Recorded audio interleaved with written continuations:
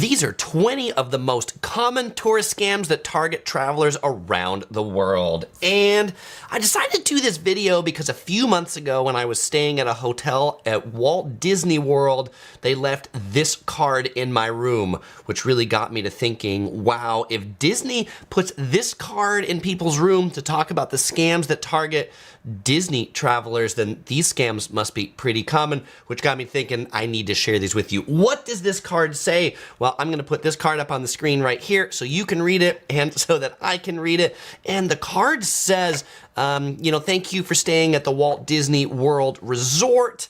And boy, this is hard to point this way. Thank you for staying at the Walt Disney World Resort. We're really excited to have you here.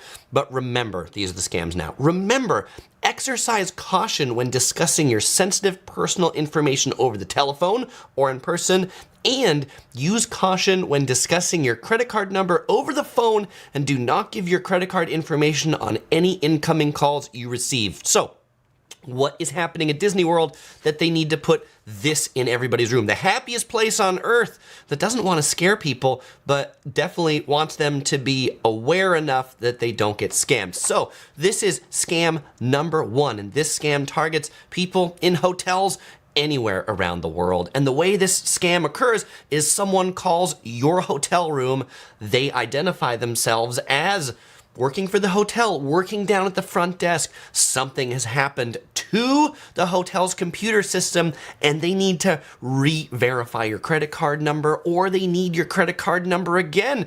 And you think, well, this person, they're calling on my phone and they've identified themselves for the front desk. Of course they work for the hotel. But the way it works out is that many people call hotels, well, these scammers in fact, and they just ask for random room numbers hoping to be connected to somebody. And it often occurs in the middle of the night. They might say something like their computer system's crashed and they need to get it right now before they rerun the audit and accounting or something, and it's 2 a.m. and you're groggy, and so you provide your credit card information. So, as Disney says right here, never give your credit card information over the phone to anybody from your room, even if they identify themselves as the hotel staff, if they've really had a problem with your payment information. And it has happened to me where hotels have had problems with the payment information. Your best bet is to say, you know what, I'll go downstairs and talk to somebody at the front desk and get this resolved. Or you can call the front desk back, hang up, call again, be like, hey, did somebody just call me about this? Nah, your information's fine. All right, hey, that is really great. Okay, so let's go ahead and go into scam number 2. Now, one of the second most common tourist scams that target travelers, this one also happens in hotels, and it's a different way of getting your credit card information. These aren't people that call you up and ask for it. These are people that deliver fake food menus under your door. You know, we've all been in hotels where we've gotten a restaurant menu from a pizza restaurant or a Thai restaurant or Chinese delivery advertising that they're a restaurant in the neighborhood and they'll deliver food to your rooms. Well, would you believe that there are people who make fake food menus for restaurants that don't exist and deliver those under doors? And when you call them, someone answers, and they'll be happy to take your order based on that menu, except your food's never going to arrive. But you will get some charges on your credit card that you provided them for your food to get delivered.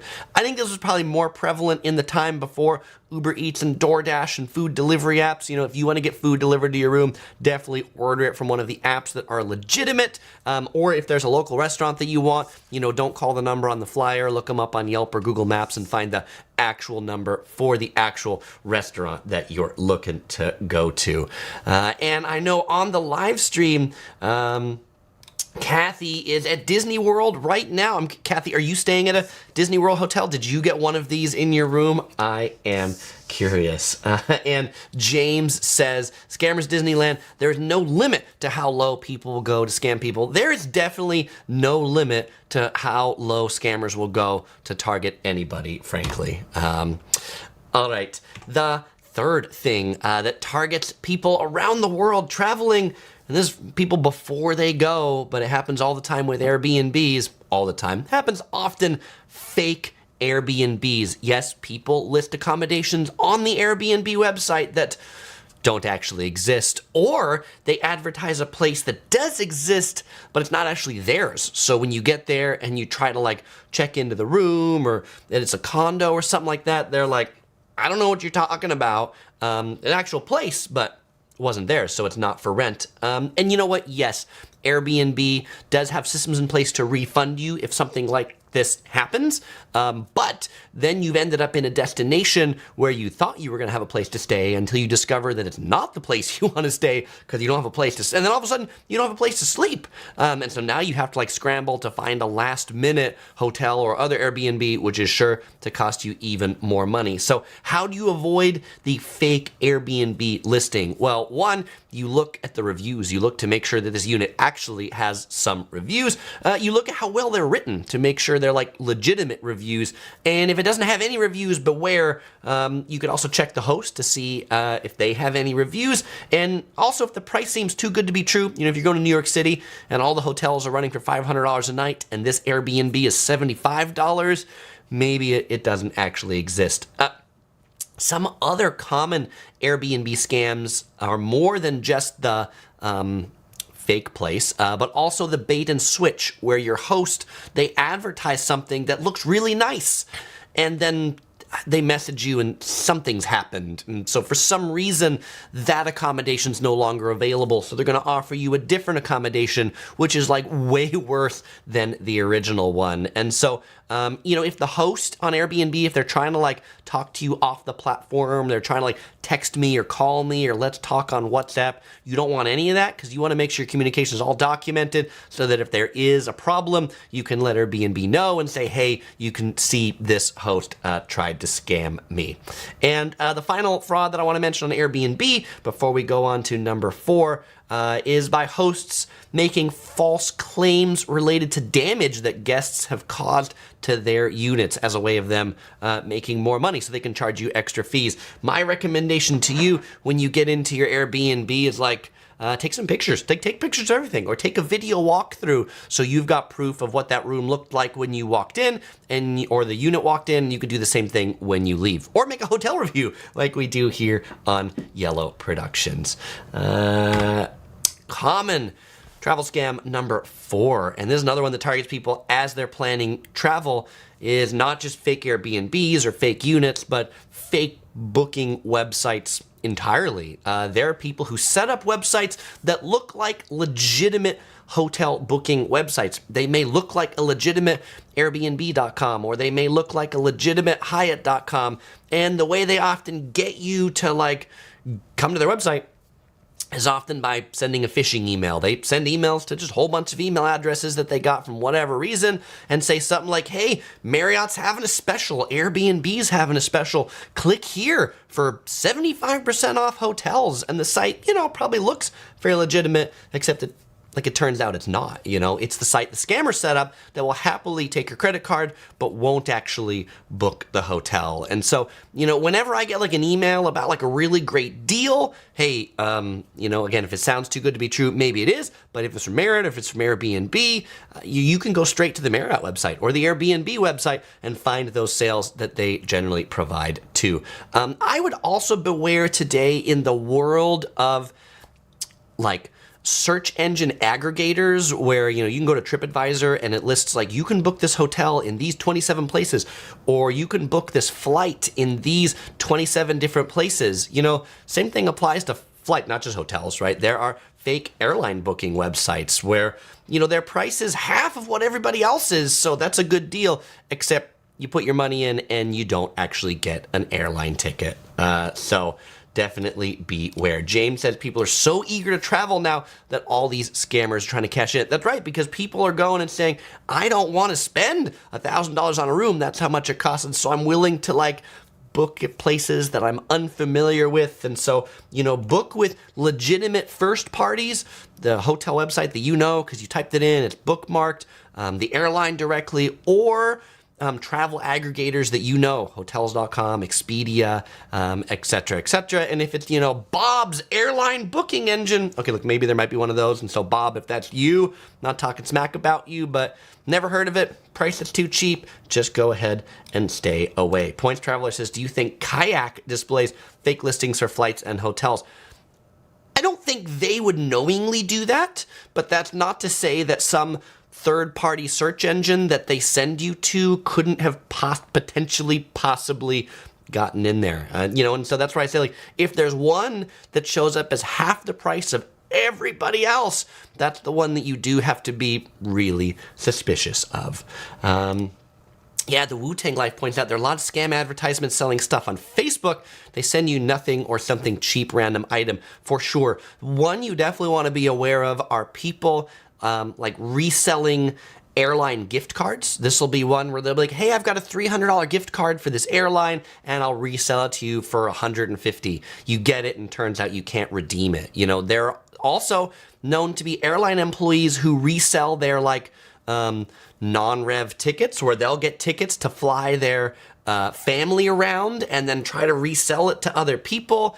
And, maybe the ticket's valid until that employee gets fired. And then when you try to get on the flight, there is no such ticket. And so definitely don't buy anything travel related on Facebook or any online marketplace. And Amber points out, and this is a great tip, which is to look at the third-party aggregators to monitor deals and then book direct, especially good with flights when price watching. I will say there are some third-party aggregators that I book with, like when we went to Japan, we did book some of our hotels with, what did we use this time? It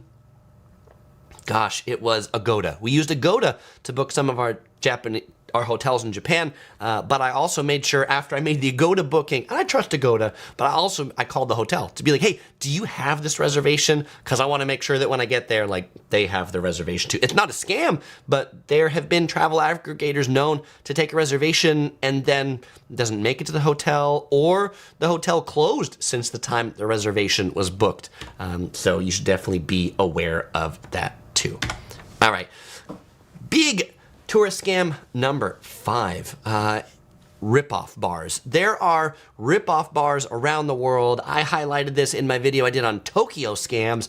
And yes, you know what? There are even people who will scam travelers in Japan, one of the most honest countries in the world. And at least the way this works in Tokyo, it often happens in Shinjuku, particularly in the Kabukicho neighborhood, but you'll also see it in Shibuya, Roppongi, places where there are a lot of bars that cater to international tourists. And the way it works is there's somebody on the street who advertises really cheap drink prices at said bar. And they might advertise something like, beer is $1, but often the way it works in Japan is they often advertise all you can drink specials. So they'll say something like, come to this bar and it's all you can drink for 4,000 yen, which is maybe $40 US. And that seems like, that's a reasonable amount to pay for all you can drink. And legitimately, they will give you all you can drink for 4,000 yen for 30 minutes, which they don't really tell you. It's in tiny text in the corner, you hope to have seen, but they figure most people aren't paying attention, they're drunk, they exceed the 30 minutes, they order their next drink at 31 minutes, and that drink is no longer free, and it's probably not even 4,000 yen, it's probably now 40,000 yen, $400. And this scam takes place around the world. I've got friends who were scammed with bars like this in Paris, where, they advertised the first beer as €1, and then the second beer was €100. And so anytime somebody on the street is trying to get you into a drinking establishment, that's probably where you want absolutely nothing to do with that establishment. You don't want to go to the one that's on basement level 4 or level 8 of a building. You want to go to the ones that are on ground floors that are busy, that nobody is beckoning you to come in. Melissa says, doesn't Vegas have the same type of scam except for nightclubs? You'll be in the VIP line, you'll come in right away. And they do, Melissa. This is, but the way the scam in Vegas often works is, so these are things where they're like, yeah, you'll get the VIP line, you'll come in right away, and the nightclubs give those to people to basically give away on the strip. They're like, hey, to this person who's a nightclub promoter, the nightclubs give it to them to say, hey, give these out to people on the strip. And it says they come in right away, as long as they come in before 8 p.m. And then if you redeem that voucher that you got from the person on the strip, the nightclub will compensate that person who gave it to you for like getting somebody in the nightclub. Like the fine print is that they're only valid during very specific times, and so you probably want to get there when everybody else gets there, and in that case it's not valid, and then it's not free, and you got to pay a cover charge. The real scam is when the nightclub promoters on the strip try to sell you those tickets, which they get for free, and they get money from if you redeem it, and then they're trying to sell it to you when it wasn't designed as it's not actually like a ticket, right? It doesn't like guarantee you admission. Just says, hey, come here when it's free, when it's probably free anyway. I mean, different nightclubs do it differently, but Brandon says the fine print gets everyone. It's always the fine print that does get everyone. So Cal Seth says Vegas also has the timeshare scam. Vegas does have the timeshare scams, which, you know, in the top 20, I wasn't even going to get into the timeshare scams on this video. All right. So, you know, another one on this notion of like rip-off bars to be aware of is also, and this often happens to men traveling around the world, but men using like dating apps in places to like meet up with girls. It could certainly happen the other way around, girls with guys, but the person that you meet up with is you find somebody who says like, hey, let's meet up and let's go to this bar. This person just like works the dating app, and their goal is to bring people to this bar, which turns out they work for, and is the scam bar that charges you a ton of money too. So beware if you meet somebody on one of these dating apps in a country or city that's foreign to you, and they like really have to go to this one bar. Beware. All right. Common tourist scam number 6. This one is, I'm going to put this in the category of shady business practice. So definitely the first 5 we talked about are like criminals that are trying to steal your hard-earned money. Number 6, this is one where I feel like the banking or the financial sector is just trying to take easy money from a baby. They're trying to take candy from a baby. You're a baby as a traveler. And this one's called dynamic currency conversion. This one happens around the world, but in particular, it happens when you're using credit cards or you're using debit cards at ATMs or at point of sale terminals at restaurants or shops. And the way this works is the ATM or the point of sale terminal detects that you're using a card that is foreign from the country that you're in. So I'm going to use just Thailand as a specific example. So if you're in Thailand and you have a credit card from the USA, when you put that into the ATM, or a debit card or an ATM card, it will detect that your card is not from Thailand. And when you make the withdrawal, it'll come up and it'll say, hey, you know, you're looking to withdraw 10,000 Thai baht, which is the equivalent of about $300 US. And it'll say, hey, you can do that, and you can withdraw it in Thai baht, or we can give you the convenience by dynamic currency conversion of converting this transaction to your local currency so that you don't have to pay any international withdrawal fees. And we'll do this for you for just a small convenience fee. So instead of withdrawing 10,000 baht, you'll withdraw 330 US dollars in Thai baht, which if you do the math on here was roughly like a 12% fee for the transaction. It is generally a really bad deal to accept the dynamic currency conversion, and the ATMs and the point of sale terminals, they know that the travelers aren't doing the math on the fly, and they're like, well, I know I pay an international conversion fee from my bank, which is maybe like 3%. I want to avoid that, so sure, I'll take it in my local currency, except that turns out to be a many times more expensive proposition. So in general, avoid the dynamic currency conversion and instead withdraw it in local currency, pay the international fee, or better yet, find a credit card or an ATM card that doesn't charge you any international withdrawal fees. Common tourist scam number 7 is free character photos. This is one when I posted the announcement of this live stream, somebody says like, Chris, you definitely need to talk about this. And the good news is I've already got it in here. So this particularly happens in places like Hollywood, Las Vegas, New York City, you know, and even in places like the streets of Paris. And people stand on the street dressed as some sort of kind of famous character, Spider-Man, Superman, in Las Vegas, even a Las Vegas showgirl. And they're very friendly to you as you pass by. And, you know, the showgirls might be like, hey, come and take a picture with us. Like, that's the comment. hey, good to see, hey, come and take a picture with us. And you go over, and your friend or whoever you're traveling with takes a picture of you, and then the showgirls or Spider-Man or Batman or whoever then pressure you to pay them an outrageous fee for the photo. And I don't mean like $3, I mean like $30, something outrageous. And of course, you're not obligated to pay anybody any money for taking a picture of them on a public street. By the way, these showgirls, people take the free photos because they think the showgirls work for the casinos and like they're there as promotion, but they don't. They just work for themselves as people to be like, give us money to take photos. The reason why I consider this a scam is because they don't advertise the price up front. They don't say, hey, come and take a photo with us for $20. Instead, they just say, come and take a photo. And then they try to pressure the people for an exorbitant amount of money. So if you see, yes, a very non-heroic Batman or Superman on the street, and you're not inside Disneyland or Universal Studios or inside the casino or inside the place, on the street, people that are dressed up as characters, they are characters of their own. Melissa says, I took a picture with Hello Kitty in Times Square. She wanted money. I said, no way, and walked away. I got lucky. A lot of them will get violent nowadays. Yeah, and that's how they get their money, right? Like it works for them. And so instead, just avoid these people.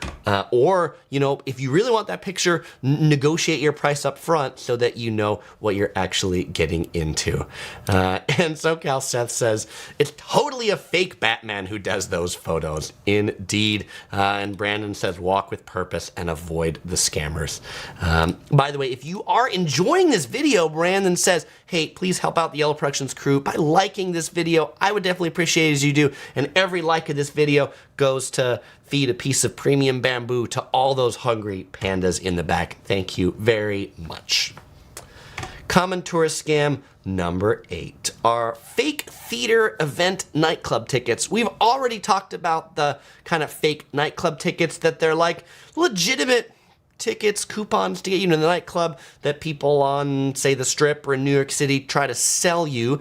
But there will also be people trying to sell you legitimately fake tickets. Legitimately fake? Is that a word? Is that a phrase? What do I mean by legitimately fake? I mean, they aren't going to get you a seat, right? They look like a ticket, but they're not going to get you into that showing of Cats or that showing of Rent or, you know, that showing of Hamilton, whatever it is. People on the street who want to sell you anything, probably too good to be true. Same things on Facebook. If you find show tickets on Facebook, I would not buy them from there. Buy your tickets from the box office or the physical ticket booth or a physical ticket booth. If it's got a physical location, it's likely legitimate. In New York City, in Times Square, there's this place called the TKTS booth. Yes, they sell discount tickets for like all the Broadway shows. They're legitimate. People also ask me about in Las Vegas on the Strip. Do those ticket booths on the Strip, are they legitimate? If they're like a booth in a building and this and that, and they pay rent, they're legitimate. Also, don't buy your tickets from some random website you've never heard of for all the reason that we've talked about before. This also comes in the form of like, not fake show tickets, but cheaper things like fake sightseeing bus tickets. You want to go on the hop-on, hop-off bus tour? You know, yes, your tickets are usually $30, but I got an extra one. I'll sell it to you for $5. I'm sure. All right, by the way, I'm thirsty. What am I drinking today? Today I am drinking Bundaberg ginger beer, Australian family owned. Like root beer, except more gingery. Tasty. Seth says, so I'm not going to see Frank Sinatra this fall. Seth, did you buy your ticket on the Strip for $5? If so, I am sorry. Yeah, and then there's a whole talk in the chat about scalpers. And yes, scalpers are definitely evil. Okay, number 9, tourist scam number 9 is fake designer goods. This I find is like most prevalent in Europe and also Asia. I don't see this a lot in the US. I mean, you can find it at some swap meets and places like that for sure, but like in London, in the street markets, or in Paris around the Eiffel Tower, or in Rome around the Vatican, you'll see all these people on the street selling designer purses. Often they carry the designer purses in like bed sheets, you know, so they can like roll the bed sheet up and like walk around on their back with it. And when they're ready to open up shop, they just let the bed sheet out and they got all these designer purses to sell. Of course, they're not. I mean, nobody's bringing a real Chanel bag in a bed sheet around, and so the reason why you need to be particularly aware of this stuff is not just because you're getting a cheap knockoff, but that particularly in Europe, like France and Italy, because these designers are from there, they feel like, legitimately, they feel like these people selling the knockoffs are taking business away from their real companies in those countries. And so when people export them out of the country, like if they look through your luggage and they've found that you've bought fake stuff, you could actually be criminally liable for just being in possession of fake designer goods. So by the way, if you did buy some fake designer goods on your last trip to Rome and now you're going again, you might want to leave that at home, knowing that there are many of these countries that their customs look for that fake stuff. And how do they know you didn't buy it this time? You're just in possession of these fake designer goods. Common tourist scam number 10, and this is one that Melissa points out with this comment. She says, also the CDs that people are handing out in Times Square, a lot of them are just blank CDs. And yes, the people handing out CDs, they're often rappers or hip hop artists. It's not just Times Square. You see this on the Strip. You see this in Los Angeles, in Venice Beach. These people standing around, they're like, hey, check out my latest, mix CD or mix album. And look, maybe some of them are legitimate, but most of them aren't. And what they do is when they give it to you for free, just like the photo people, they then ask you for some money. It comes in the form of CDs, it comes in the form of flowers, it comes in the form of bracelets. Someone comes up and says, hey, I have a free flower for you. Look, unless it's a holiday like Mother's Day and there's like a church group that's handing out free flowers, okay, maybe it's legitimate every once in a while. But for the most part, people who come up to you on the street are offering you something for free. They're really looking for something in return. If they're not looking for money in return and they're giving you something free, then it might be common tourist scam number 11, which is they're looking to pick your pocket, right? That's another common way of offering something for you for free. They hand something to you, you're focused on them getting this free thing, and one of their accomplices comes up to pick your pocket to relieve you of your wallet for the free rose bracelet or CD. Now, the pickpocket, I think, look, everybody knows that there's pickpockets around the world, but I think a couple to be aware of, a couple of like particular pickpocket scams that I want you to be aware of is the first one is like the motorcycle snatching. And I guess this is maybe less a pickpocket as more as it is robbery, but it's been prevalent in Europe where two people will ride a scooter, and women who have a handbag, the scooter will come up next to you, even might drive up on the sidewalk and snatch your purse, snatch your bag off your shoulder. They might even have a razor to cut the strap on the handbag so it's easier to take it. So if you're walking along the sidewalk, it's good to not walk right along the edge or even carry your purse on the inside side of the sidewalk instead of the street side of the sidewalk. If you're a guy like me and you're carrying a shoulder bag, don't put your wallet in there. Keep those in your front pockets. Money, purse, something under your clothes can't hurt. But it's not just bags and it's not just Europe. In New York City, there have been a string of robberies that happened just like this. Somebody riding the scooter, somebody on the back of it, and they've been stealing the Apple AirPods Max off of people's heads. That's right. These $500 headphones that people walk around the city because they're pretty good at noise canceling off the subway. They're so expensive that it's worthwhile for these crooks to ride their scooter by and just take that off your head. So be aware, any expensive thing you have that can easily be snatched in a place that scooters and motorcycles can easily come up on the sidewalk, keep those things away so that you're not a victim. The other common pickpocket scams happen often in train subway stations when you are buying a ticket in a place that you're not familiar with. You stick out like a sore thumb, where you're like, I how's this machine work? This and that. And like, then they're standing aside and they're looking for the people that look really confused. And then they come over and they're like, can I help you? And this scam of them relieving you of your money or your credit card comes in many different ways, but you don't want help from the random person in the train station. If you need to get help, go find a station employee, not the overly friendly person who just happens to appear magically by your side. How did that happen? Where did they come from? It's because they were looking at you. I also think you should beware of friendly photographers that ask if you want your picture taken.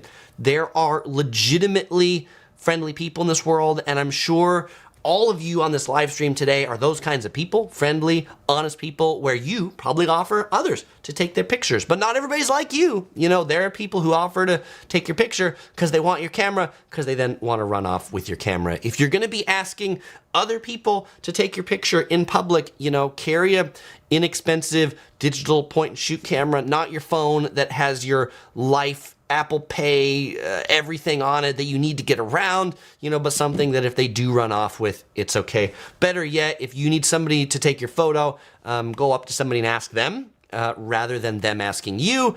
And, you know, as someone who has a 3-year-old daughter, you know, ask somebody that has kids because they can't run very fast. If they love their kid, they can't run very fast. They likely won't leave them there. All right. Tip number 12. Tip number 12. Scam number 12. This is a form of pickpocketing or robbery, but in particular, this is the newspaper distraction. So if you are at a cafe or a restaurant or something like that, you know what a lot of people do, because everybody's got their phone, a lot of people put their phone on the table in front of them. And how is somebody going to steal your phone if it's on the table in front of you? Well, they're going to have a newspaper or something, and they're going to be like really, they might come over to strike a conversation with you, ask what time it is, ask how you're doing. As part of the conversation, they put their newspaper down on top of your phone. And then when they leave, they pick up their newspaper and they pick up your phone as they go. So beware friendly people who come over to your table and set something down on it because they may be looking to pick it up along with the thing that you had on your table. Don't put your valuables on the table. Put them away, keep them in your pocket, keep them in your purse. And then the other form of this is they spill something on you, and then while they're helping you to clean up the spill, then they take whatever valuables you have on the table while you're not looking for this. And if you're like, Chris, does this really happen? This happened to people I know at a famous churro spot in Madrid, Spain. So yes, this actually does happen. And Seth says, yeah, this can happen in any tourist spot in Europe. Louvre, Versailles, absolutely. And Points Traveler says, my mother always told me everyone does things with good intentions, perhaps good intentions for themselves. They could really use a new cell phone or camera, and they could totally use yours. Melissa says, the good news is I still have a flip phone and no one wants it. That is the best form of robbery or pickpocket protection. Just carry something cheap. And Andy says, not the churro spot, not the churro spot. All right. And then Kathy, who is at Disney World in Orlando today, I could finish the ferry from the Magic Kingdom, made it back to the car. All right. That's great, Kathy. All right. Let's go on to number 13.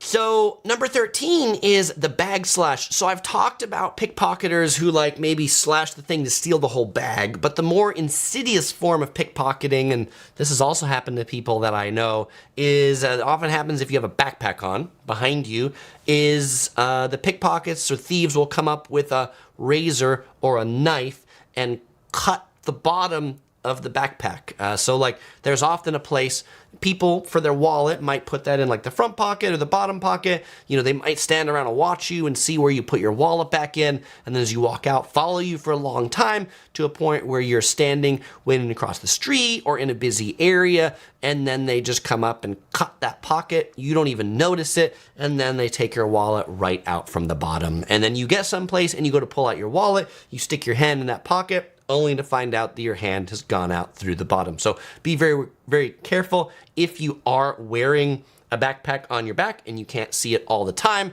I really like bags that have mesh embedded in the pockets. There's a number of brands that do this. The one that we carry all the time in our videos is PacSafe, P-A-C-S-A-F-E. They are slash-proof shoulder bags, backpacks, everything under the sun.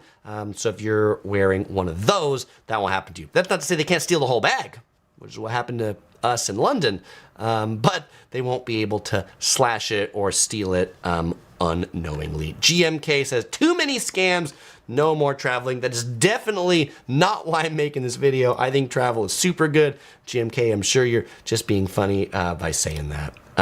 Burton says, newspaper scams, news to me. But boom, boom. Thanks for the great content. My daughter's watching too, but she is here for Topher. Ah, that's fantastic, Burton. Let's see. Which Topher wants to come on up? Here we go. Is it Halloween yet? Halloween Topher here says hi to Burton's daughter. All right.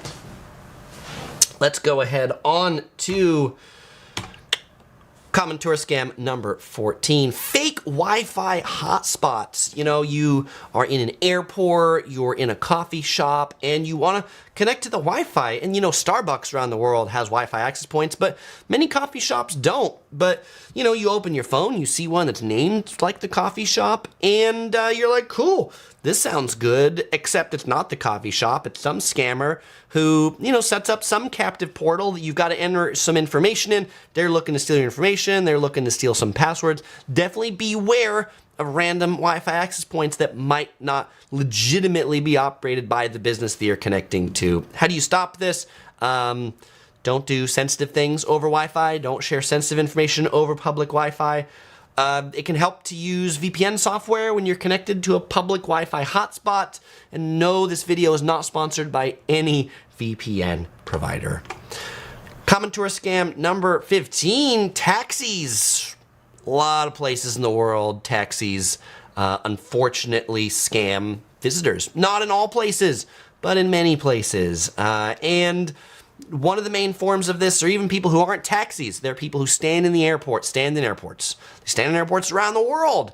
Do you need a ride? Do you need a taxi? I will get you a taxi. Great, is it out there at the taxi rank? No, special taxi. You gotta follow me to the parking garage, because it's not an actual taxi, right? The person's not licensed, they're not charging fares. They take you to their taxi in the parking garage and probably charge you 3 times the price that the legitimate taxi would have charged you out in front of the airport. So never take a ride from a taxi driver who is walking around looking for customers. You know, legitimate taxi drivers, they stay in their car. That's how they find customers.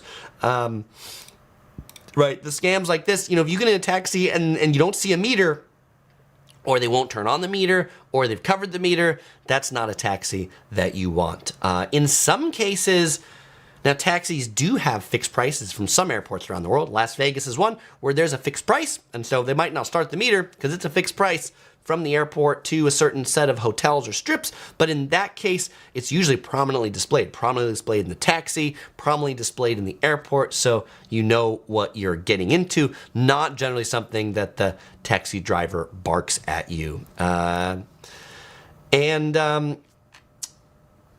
You know, I mean, the other one that's it's kind of in the world of taxi scam, or the taxi drivers who they want to drive you around longer so that they charge you more. I always like to have Google Maps open when my taxi's taking me around so I can kind of pay attention to be like, does this look like a reasonable route, or do we look like we're going like in a figure 8 to get where we're going? So Melissa says, I was always told if you go to Vegas or whatever the city, if they ask you where you're from, just say the city, state, so you're familiar with it. Yeah, that's great. You know, or you could say here, but you know, I'm here all the time or something like that. It is definitely good for you to seem familiar with the place that you are, as opposed to not. Yeah, and Points Traveler says, do I pre-negotiate fares if they don't have meters? I generally don't take taxis if they don't have meters, but if you are in that situation, then yes, you make sure you pre-negotiate a fare. Definitely don't do it the other way, where like you just get in a thing and you don't know what it's gonna cost, and then you end up at the other side and it's like, you know, 20 times the price that it actually should have been. Joshua says, a taxi, they do actually refill their tires but not deflate them, where it makes more revolutions. Also, when you stop, it goes higher. And Gene says another one is taxis not giving you the correct change. Yeah, it's good. Pay attention to your change as you're getting it back. You know, certainly if you can use credit cards or things like that in a taxi, boy, even the better, because you don't have to worry about getting change back. This is like that. You know, I like to support taxis around the world because I think it's an important economy, but I feel like it's these scammy taxi drivers that have really made rideshare, Uber, Lyft, Grab, those things super popular because, you know, the price is what's advertised on the app and they drive you and you pay it and you don't pay them. And there's like, it's hard to get scammed on rideshare in comparison to how easy it is to potentially get scammed in a taxi. But another kind of like scammy form of transport around the world, rickshaws and pedicabs. You know, like these are the bicycle cabs or the ones that maybe they're not riding the bicycle in the front, but they're like pulling you along. And look, I'm sure there are some honest folks running rickshaws and pedicabs, but most places of the world, they're not regulated very well. And so they can often charge you as much as you want. They often prey on people who don't speak whatever the native language is. If it's here in the US, they'll prey on people who don't speak English very well and then charge an exorbitant amount for a few-minute ride. You know, some people might say same thing for the horse carriages at Central Park in New York. I think they actually post like some price of what the horse carriages are. They're really expensive, and people who aren't paying attention don't pay attention to how expensive they are. Get on for the ride, and then they're like, wow, I didn't know it was $50 for like 5 minutes. That is crazy. And Michael Yip in the chat says, it sounds just like the gondolas in the Venetian. And Joshua says, cloaked sometimes is at a rate where people accept it, even natives, because as a foreigner, they do that stuff. All right, tip number. Well, I got a tip after all these about how to avoid it, but common tourist scam number 17. There are scams on rideshares. What's the rideshare scam? The rideshare scam is when they ask you for cash. So they'll be like, hey, that's the fare. You need to pay it to me. I mean, you pay it on the app, but they ask you for money too so that they could get like double the money. And the most common one is they'll tell you something like the app broke. Something happened on the app. Yeah, you need to pay me because the app broke. I'm not going to get my money from Uber or Lyft, and you want to make sure like I don't get broke. Or maybe they're like, you need to pay me for the tolls. So if you do need to pay for the tolls, then like you're generally the one paying the toll, right? Like if you're that to be like, and you get it to a toll booth, then you pay the toll. But if they're paying the tolls electronically, this and that, it's all likely calculated into the rideshare app. And if the rideshare driver does take you like the long way, this happened to me where I have had a rideshare driver take us on like this route where it was like, what the heck, you took like 2 laps around the airport before you went out. Whether the driver meant to or not, or they took the wrong turn. But then in the app, there's like actually a thing like the driver drove too long of a route, and then the rideshare apps will like recalculate the fare if they drove the shortest route to get there, and then it'll recharge you what the more reasonable route fare is. Common tourist scam number 18. It amazes me that this still exists around the world. And when I talk about this, people are like, Chris, no, really? Does this exist? And it's the shell game, also known as 3-card Monte. This is where somebody stands out on the street with 3 shells or 3 cups or 3 playing cards. They move them around and, you know, there's either a ball under one or there's a certain number of the cards and it's gambling. You know, you're trying to guess where the card is or where the ball is. And I see this in Vegas every time I go. In Vegas, every time I go, eventually on the strip, I'm going to find some 3-card Monte game set up. And you might come up to this and there's like all these people around the table and they're all having fun and they're hooting and hollering and the people playing are winning lots of money ostensibly from this schmuck who's standing there with these shells or these cups. And it turns out all the people that are hooting and hollering around the table, they're all in on the game. And by that, I mean they all work with the person who's operating the 3-card Monte table. Because when you come, and they might even let you win the first game because they want you to be like, yeah, look, you found the card or you found the ball. But then the second time, you put a lot more money down, and then you don't win. And then all those people that are watching around, they get a portion of whatever you lost to that person playing 3-card money. If you're going to gamble, gamble in a legitimate casino. Don't gamble on the street to somebody with just a little bit of a TV tray or card table. Yeah, Codge Full of Love says, I saw a video on that recently. Once they get a player, they change the game. So after you win once, it's totally rigged. That's absolutely how it works.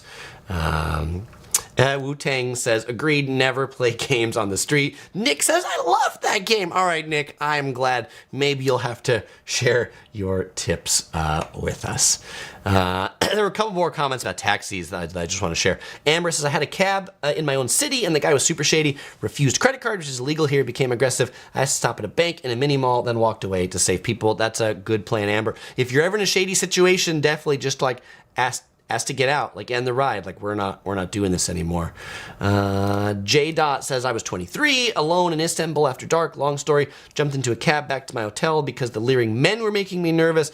Long story short, the cab driver got more money because I was scared. You know, sometimes there might be a situation where you're just, okay, I'll pay anything to get out of here. And in that case, you know what you're doing. You'd be like, I don't care what the fare is, just get me to safety.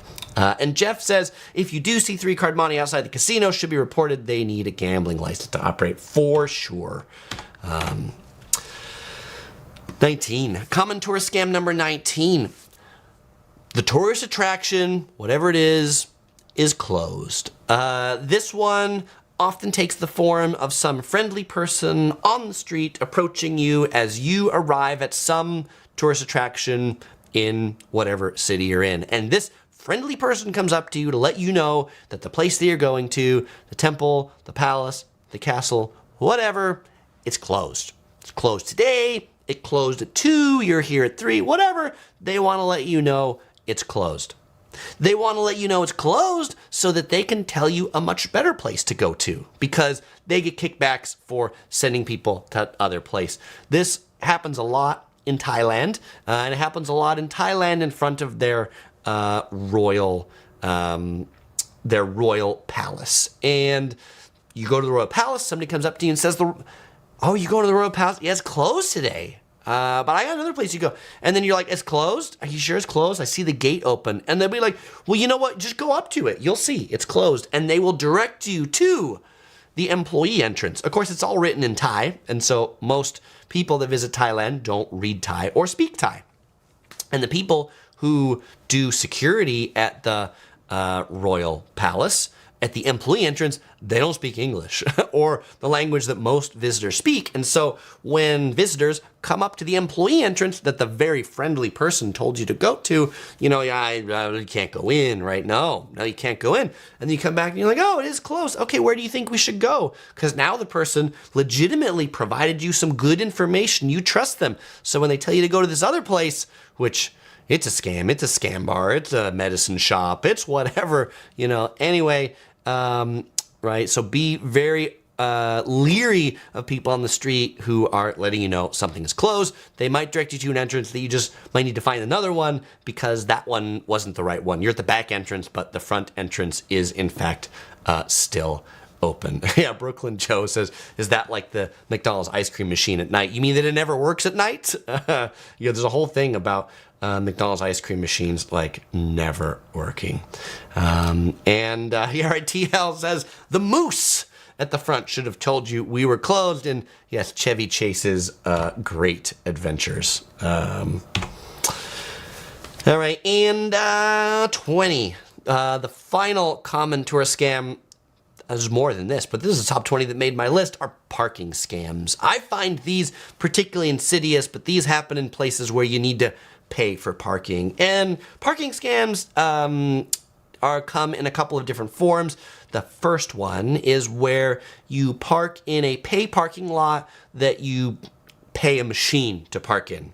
And the scam is not the parking lot or the machine, but the scam is the person who then comes to pretend to be the parking attendant to take you money, to take your money to park in this parking lot, except they don't work in the parking lot. They're just taking your money, and then they don't even pay the machine. So later, when the people who manage the parking lot come, you didn't actually pay to park. So these lots, this happens in like Los Angeles a lot. They'll have big signs where they'll be like, "Do not pay any person at this lot. Only pay the machine." So definitely beware of that. But I think the most evil parking scams are the ones where parking lots, and it's just like a shady business practice, where the parking lots advertise really come on parking rates, you know, where there'll be like a big sign that'll say parking $8. And then in tiny text down below, it says per 15 minutes. But of course, you're driving your car, you just see parking $8, and then you go park.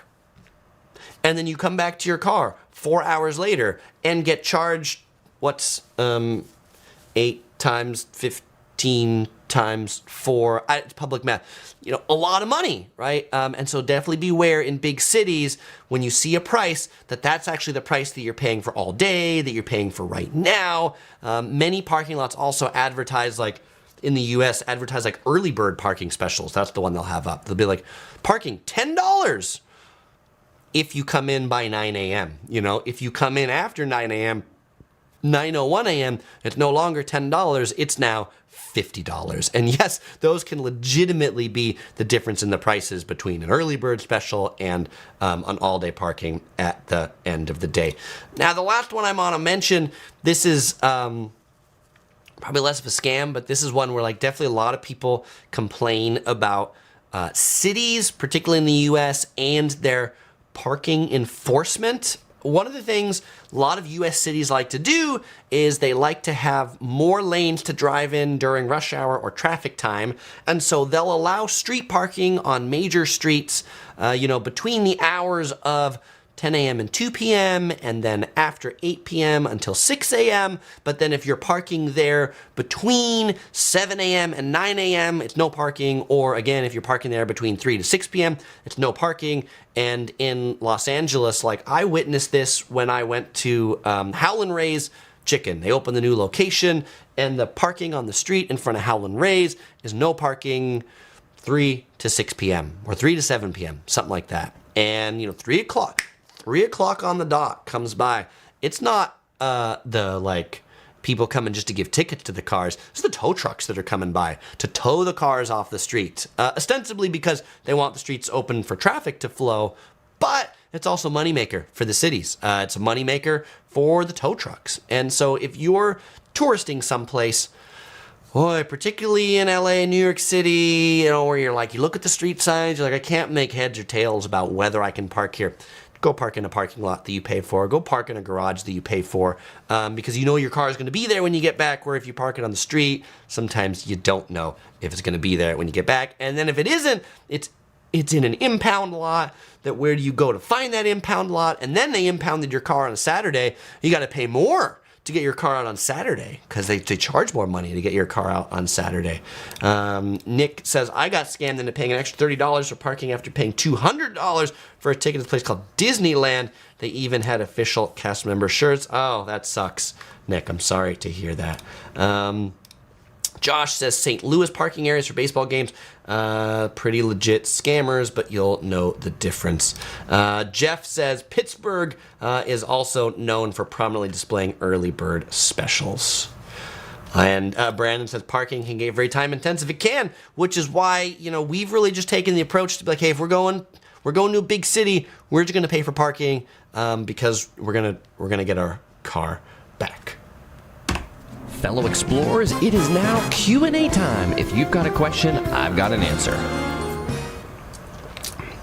All right, fellow explorers, well, now you know 20 scams to be aware of when you head out for your next adventure. It's Q&A time. If you've got a question, now's the time to toss in the chat. If you're watching the archive, ask a question there too. I'll answer those. And then in just a little bit, we will give away a Yellow Productions Crew shirt, as I usually do on these live streams. All right, so if you asked a question before and I didn't answer it, go ahead and ask it again and just toss a question mark after it so I know it's a question.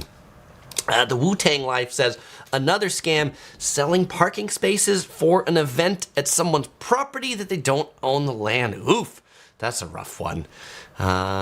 And Melissa says, I could probably do a video with 300 tourist scams. I probably could. I'd probably have to drink a lot more, and I don't know that I would have a voice afterwards if I did that video. That's going to be like the marathon Yellow Productions live stream. Amber says, taking an Uber is cheaper than parking much of the time. It's very true. In really expensive parking cities. Cottage Full of Life says, how many of these scams have I been scammed by? You know, I've definitely fallen victim to the parking scams. The tourist attractions closed. I didn't fall scam to that one, but somebody approached us on that one. I've never taken a rickshaw or pedicab. We've definitely been tried to be scammed in a lot of taxis. We've had our camera bag stolen. People who watch this know that well. Yeah, I think those are the scams that we have fallen victim to ourselves personally. Yeah, and Brandon says the 300 scam will be a multi-hour live stream. That's right. Lance says, I love your live stream. Thank you for the kind words, Lance. I appreciate it.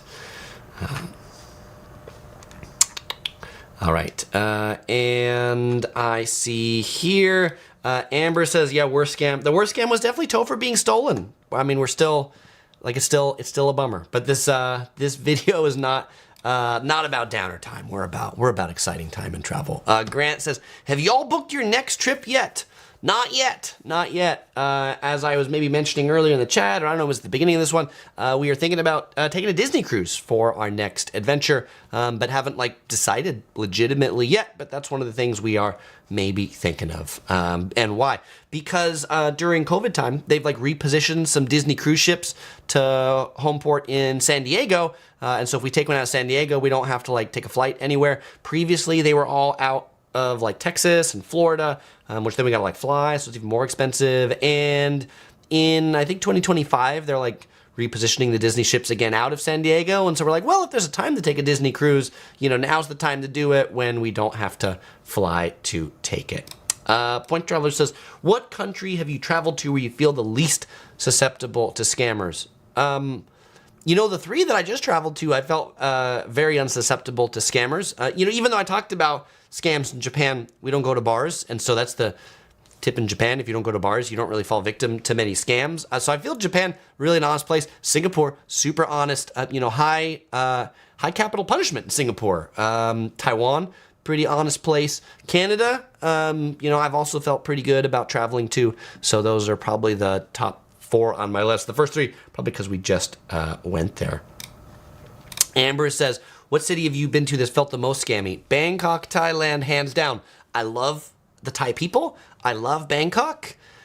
A lot of scammers in that city, though. So that's the one where we were like, we love this place. Just don't love all the scammers.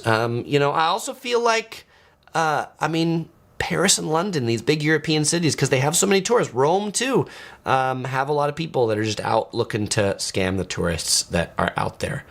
Joshua says, is Disney Cruise better than Royal Caribbean? Having never been on either, I'm not the one to answer that, but any fellow explorers want to answer that question, you know, holler.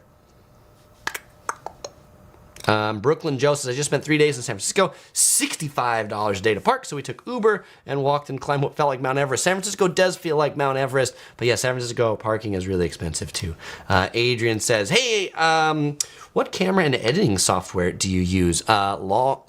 I use a lot of different cameras, Adrian. In the description of this video, I have a link to my studio tour, which you can see all the stuff that I use here. The one that I just got for vlogging is the Sony ZV-E1. Sony just released that as their vlogging camera. If you want to see more about that, I just published the review like 2 days ago. You can check that out. And I use a lot of different editing software. I use editing software called Vegas. I use Final Cut Pro. I use Adobe Premiere. And I also use Descript to do some of my shorts that I do to like caption them. Would you say incidentals are a scam? I feel like those are hidden fees, just like resort fees. Yeah, all things hotels, I would. I think there are so many incidental fees, resort fees, just destination fees. I really dislike drip pricing. They easily could have made it into this list, or they could be a 21. And Joshua says in Singapore, alcohol is heavily taxed. Near Road says, what's the worst airport scam? You know, I mean, I think in airports, it's the, well, like I know, in Mexico, I don't understand. This boggles my mind. But in airports in Mexico, you'll get off the airplane and you'll collect your baggage. And before you can like get out of the airport, they have a room where like there's a bunch of timeshare salespeople that like you have to walk by them in order to get out of the airport. I feel like that's the worst scam. And the fact that the airport authorities allow these timeshare people, not just allow them to be there, but like have set up the airport in a way that you have to funnel through them, to me is just, it's ridiculous. Jorge says, is Molokini snorkeling tour worth it? I don't know. I have not been on the Molokini tour. Nick says, do you think scammers are more less inclined to target a family with a small child like yourself? I hope less inclined. You know, it's hard to say. We haven't been traveling a ton during COVID time, and we haven't been in any of the really scammy places lately, but I would hope they're less inclined. Again, it can only be a personal hope, but it could be more inclined because we could be an easy target and we're paying less attention. The Wu-Tang Life says, what about the food prices on the Strip? They are really expensive. Brian Johnson says, have you traveled to Dubai? Not yet. Yeah, Carolina says the timeshare gauntlet. Adrian says the time room share is called the Shark Tank. They are sharks. Yeah, it's often. Jake says, where do you draw the line between tourist trap and scam? You know, Jake, I draw the line at tourist trap as something where it's like, it's expensive, but you don't feel scammed at the end. You're like, that was expensive. You know, like a tourist trap. I don't know, a lot of places by the beach where you got to pay $9 for a bottle of water or something. You know, maybe it's a tourist trap, but you pay it. But it's different than like the bottle of water didn't have a price. And then you went to pay for the bottle of water and it was $30 or something, right? Like that's where I border on scammy versus tourist traps. I also, yeah, the Wu-Tang Life says the cost of bottled water in an airport is a scam. Here's where I think it's a scam. Not just, if it's a bottle of water and they advertise the price is $5, whatever. It's when the bottle of water has no price. It's when the store has no prices. And then you go up and it's a ridiculous price, right? That's when I feel more scammed. And in Vegas hotels, they're doing that more. And one of the things they're actually doing in Vegas hotels is dynamic pricing, where they've, from some of the hotels, the gift shops, they've removed the prices. And then when it's busy, they charge more because they can, because there's no prices. And they know you're captive and you just picked up a bottle of water, and people are less apt by the time they go to the cash register and they scans it, they are less likely to say, you know what, never mind. Right? They're like, I felt like I'm up here. I know it's $7, but I'm already up here, so I guess I'll pay it. Yeah, Joshua says $7.50 for a bottle of water. That is cray-cray. Yes, it's the time you've been waiting for. It's time for the giveaway. All right, fellow explorers, it is time for a giveaway. And I'm going to ask a question about some of this live stream, and if you answer correctly, I will give you a fancy Yellow Productions crew shirt that I will ship to you anywhere in the world if you can answer this question for me. And my question to you is, in scam number 2 that I talked about people putting fake what under the door of your hotel. If you can answer that question correctly, you will win that Yellow Productions crew shipped anywhere in the world to you. Now, if you don't get to win one, and you want to pick up a shirt, you can head over to the Yellow Production shop. You'll find it right there. If you want to support the channel, but you don't want a shirt, you can join the channel as a member of the Yellow Productions crew. You'll find a little join button right here, and then you'll get to have a little cool panda next to your name when you chat and leave comments, and be part of the Yellow Productions inner circle and help make quality content like this possible. I appreciate all of the Yellow Productions members for their support. And if you wonder when is the next live stream, we'll head over to the Yellow Productions update, sign up for my weekly email list, where I'll send you an email every time I schedule a live stream so you know what it is, when it is, and I will also send you an email when I publish a new video. All right, so let's go ahead and look in the chat and find our winner. And now we have a winner chicken dinner. Winner chicken dinner. The first person to say menu is Meritocratic Mafia. Congratulations, you are the winner. Send me an email to chris@yellow-productions.com. Let me know your size and your address, and I will get Yellow Productions Crew shirt heading right over to you. Second place, but no shirt, goes to Brunoko, and third place goes to Panjo. But Meritocratic Mafia, congratulations to you. Well, fellow explorers, it's always a pleasure hanging out with y'all today. I hope you enjoy the rest of your days, the rest of your nights, wherever you are. Kathy, she's probably just back in her hotel, ready for bed there at Disney World. That's what she says. And Hughes, I won't say goodbye because I'll see you in the next video.